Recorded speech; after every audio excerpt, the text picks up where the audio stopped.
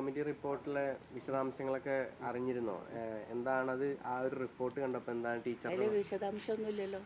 ആകെ ഒരു പുക പോലെയുള്ളൊരു സംഗതിയല്ലേ ഉള്ളൂ. ആർക്കും എന്ത് വേണമെങ്കിലും പറയാവുന്ന കുറേ കാര്യങ്ങൾ അതിൽ പറഞ്ഞിട്ടുണ്ട്. നമുക്കറിയാം ഈ അതിൽ പറയുന്ന കാര്യങ്ങളിൽ കുറ്റകൃത്യങ്ങൾ നടന്നിട്ടുണ്ട്.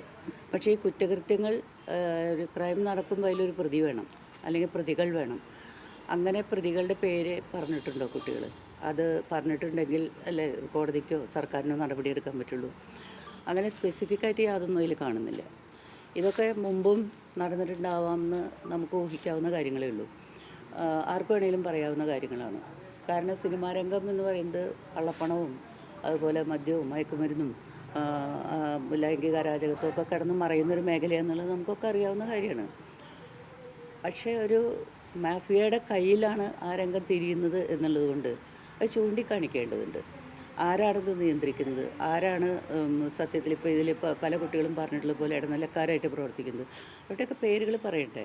അല്ലെങ്കിൽ അങ്ങനെയുള്ള ആളുകളെ ചൂണ്ടിക്കാട്ടിയാൽ മാത്രമല്ലേ നിലപാടുകൾ എടുക്കാൻ പറ്റുള്ളൂ, നിയമ നടപടികൾ എടുക്കാൻ പറ്റുള്ളൂ, അല്ലെങ്കിൽ സർക്കാരിന് ഇടപെടാൻ പറ്റുള്ളൂ. അപ്പോൾ അതൊന്നുമില്ലാത്ത ഒരു റിപ്പോർട്ട് എന്ന് പറയുമ്പോൾ നമ്മുടെ മുമ്പിൽ വെച്ചിട്ടുള്ളത്, പൊതുജനങ്ങൾക്ക് കിട്ടിയിട്ടുള്ളത് അപൂർണമായിട്ടുള്ളൊരു സാധനമാണ്.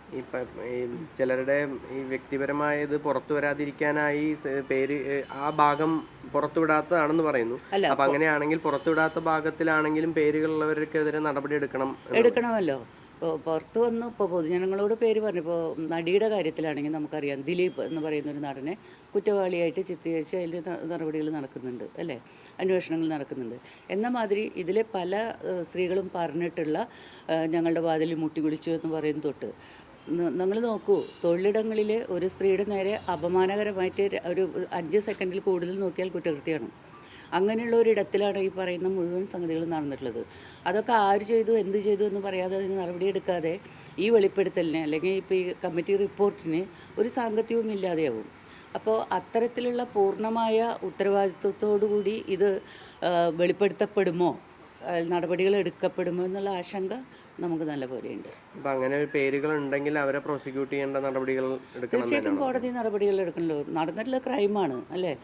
കാരണം എന്താ വെച്ചാൽ ഒരു തൊഴിലിടത്തിൽ ഒരു സ്ത്രീയെ പേടിപ്പിച്ച് വാതിലിൽ മുട്ടി വിളിച്ച് പേടിപ്പിച്ച് കൊണ്ടുപോയി ലൈംഗിക ബന്ധത്തിൽ ഏർപ്പെടുത്തുക എന്ന് പറയുന്നത് റേപ്പിന് സമാനമായിട്ടുള്ളൊരു കാര്യമാണ്. അപ്പോൾ അത് കുറ്റകൃത്യമാണ്. ആ കുറ്റകൃത്യം നടന്നിട്ടുണ്ടെങ്കിൽ തീർച്ചയായിട്ടും അത് ശിക്ഷിക്കപ്പെടുക തന്നെ വേണം. അതിനുള്ള നടപടികൾ എടുക്കുക തന്നെ വേണം.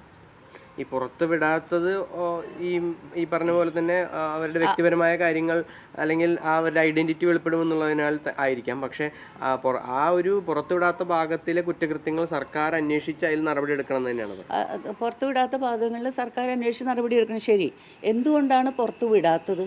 കുറ്റകൃത്യം നടന്നു കഴിഞ്ഞിട്ട് ആ കുറ്റം ചെയ്ത ആളിനെ പുറത്തു വിടുന്നില്ല, അയാളെ സംരക്ഷിക്കുന്നത് എന്തിനാണ്? അവരെ സംരക്ഷിച്ചുകൊണ്ടുള്ള നടപടിയല്ലേ ഇപ്പോൾ അത്. പുറത്തു വിടുന്നില്ല എന്ന് പറയുമ്പോൾ എന്തൊക്കെയോ ഇടിഞ്ഞു വീഴും, ആരൊക്കെയോ തകർന്നു പോകും. ആ തകർന്നു പോകുന്നത് തങ്ങൾക്ക് വലിയ നഷ്ടം ഉണ്ടാക്കും. ഇതാണല്ലോ പുറത്തു വിടാതിരിക്കുന്നതിന് കാരണം. ഇത്തരത്തിലുള്ളൊരു സംഗതികളിൽ സ്ത്രീകളുടെ നേർക്ക് നടക്കുന്ന എല്ലാ തരത്തിലുള്ള കുറ്റകൃത്യങ്ങളും ഇതേ നിലപാടാണ്.